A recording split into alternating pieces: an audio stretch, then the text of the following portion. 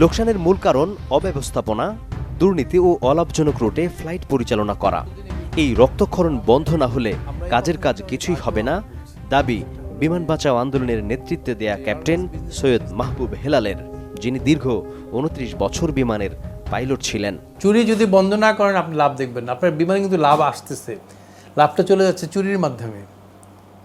কারণ বিমানের যেই স্যালারিতে এয়ারলাইন্সে আমরা স্টাফদেরকে চালাচ্ছি, পৃথিবীতে কোথাও তো এত কম স্যালারিতে একটা এয়ারলাইন্স চলে না।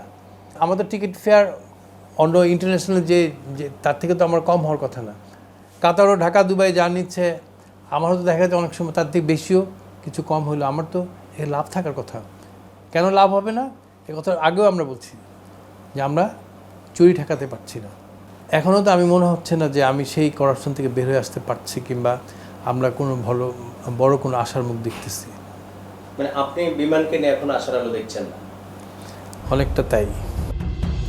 বিমানের কাছ থেকে সিভিল এভিয়েশনের পাওনা প্রায় ৬,০০০ কোটি টাকা, আর জ্বালানি বাবদ পদ্মা ওয়েলের কাছে বিমানের দেনা প্রায় ১,৫০০ কোটি। এর বাইরে উড়োজাহাজ কেনার কিস্তিসহ বিভিন্ন খাতে পাহাড়সম বাকির দায় মেটানোর সক্ষমতা বিমানের আছে কিনা জানতে চেয়েছি এই বিশেষজ্ঞের কাছে। দেখুন, আমরা যদি এখানে খেয়াল করে দেখি, আমরা যদি স্টেটমেন্ট অফ ফাইন্যান্সিয়াল পজিশনটা দেখি, তাহলে আমরা দেখব এখানে যেমন ২,১৬৭ কোটি টাকার মতো এখানে পজিটিভ আপনার নেটওয়ার্থ দেখানো আছে বিমানের। হোয়ারেস আপনি যে অ্যামাউন্টগুলোর কথা বললেন, যে সিভিল এভিয়েশন বলছে যে তাদের পাওনা আছে ৫,০১৯ কোটি টাকা, পদ্মা ওয়েল বলছে তাদের এভাবে হাজারো কোটি টাকা পাওনা আছে, তাই না? এবং এখানে আবার অডিটর রেকর্ড করেছে যে এর মধ্যে ৩,৮৬৫ কোটি টাকা এই অ্যাকাউন্টসে আনা হয়নি। তাহলে এই অ্যাকাউন্টসে আনলে কি এই আপনার নেটওয়ার্থ যেটা পজিটিভ সেটা কি থাকতো? সেটা থাকতো না।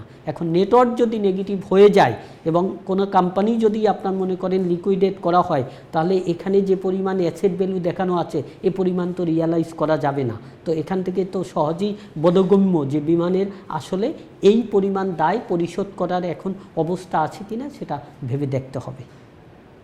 সেটা নিয়ে বড় একটা কোশ্চেন মার্ক তো থেকেই যায়। এই যখন অবস্থা, কি বলবেন বিমানের ব্যবস্থাপনা পরিচালক শফিউল আজিম? আর অপারেশনাল যে কোনো ইউনিট, যেটি একটি সংস্থা যেটি সারা ২৪ ঘন্টা কাজ করছে, তার সংকটও থাকবে, সম্ভাবনা থাকবে। সুতরাং সম্ভাবনা অসীম বলেই কিন্তু এটি এগিয়ে যাচ্ছে। তারপরে আপনি জানেন, যেহেতু এটি ২৪ ঘন্টা অপারেট করছে, বিভিন্ন ক্ষেত্রে আমাদের ১০০% যে আমরা করতে পারি এটি নয়, তবে আমাদের এটি ইমপ্রুভ করার, এটিকে উন্নত করার যে চেষ্টা, সেটি আমাদের প্রতিনিয়ত আমরা করে যাচ্ছি। গ্রাউন্ড হ্যান্ডলিং নিয়ে বাংলাদেশের সাথে কাজ করার লক্ষ্যে মাঠ পর্যায়ের সার্ভে করছে Japan international corporation agency JICA. এই সিদ্ধান্ত চূড়ান্ত হলে বিপুল পরিমাণ পরিচালন লোকসান নিয়ে মুখ থুবড়ে পড়বে লাল সবুজের পতাকাবাহী বিমান বাংলাদেশ এয়ারলাইন্স। বাধাগ্রস্ত হতে পারে আকাশে শান্তির প্রতিষ্ঠার মিশন।